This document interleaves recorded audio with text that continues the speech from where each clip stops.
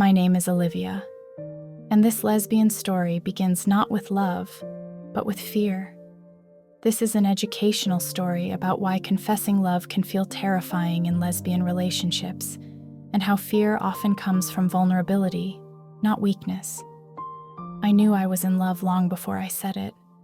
I felt it in small moments, in the way silence felt safe, in how her presence calmed my thoughts. But saying the words felt risky. I was afraid of changing everything, not because I doubted my feelings, but because I didn't know what would happen after.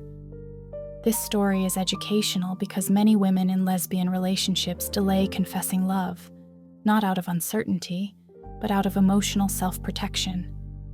I told myself, it's too early. Maybe she's not ready. What if I feel more than she does? But the truth was simpler. I was afraid of being vulnerable without control. One important lesson I want to share is this. Fear before confessing love usually has nothing to do with the other person. It comes from inside. Love is not scary. Exposure is. In lesbian relationships, emotional connection often grows quickly, and that intensity can make love feel like a point of no return. I believed that saying I love you would demand an answer, but that belief created pressure for both of us. This story is educational because love confessions are not contracts. They are expressions. I didn't realize that silence was already changing the relationship. Holding love inside created distance, not safety. The longer I waited, the heavier the words became. And that's when I understood something important. Fear doesn't disappear by waiting. It grows. This is where my story pauses, at the moment just before honesty, at the moment where self-respect matters more than outcome. This is where the educational part becomes practical. Before confessing love, I had to understand something important. Confidence does not come from certainty. It comes from self-acceptance.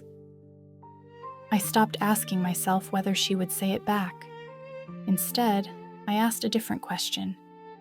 Can I respect myself regardless of the outcome? That question changed everything. This story is educational because healthy love confessions begin with emotional independence, not detachment, but stability. I learned to separate my feelings from expectations. Love is something you offer, not something you trade for reassurance. One powerful lesson I want to share is this. Your worth does not increase or decrease based on someone's response to your feelings. Before speaking, I grounded myself. I reminded myself, I am not asking for permission. I am sharing truth. In lesbian relationships, emotional depth often creates fear of imbalance. We worry about loving more, about being more invested, about losing control. But love is not about balance. It's about honesty. Another educational insight is this. Confessing love does not mean asking for commitment. It means naming what already exists inside you. When I finally spoke, I didn't dramatize it. I didn't demand clarity. I didn't frame it as a turning point.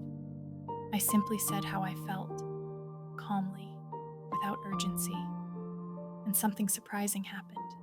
Even before hearing her response, I felt lighter. Because courage is not about the result, it's about alignment with yourself. If you are afraid to confess love, ask yourself, am I protecting my heart or avoiding vulnerability? Am I staying silent out of care or fear? Love should not feel like a test, and honesty should not feel like a risk to your identity. This story is educational because emotional bravery is a skill, and like any skill, it can be learned. This is where my story continues, not with certainty, but with self-respect strong enough to speak the truth.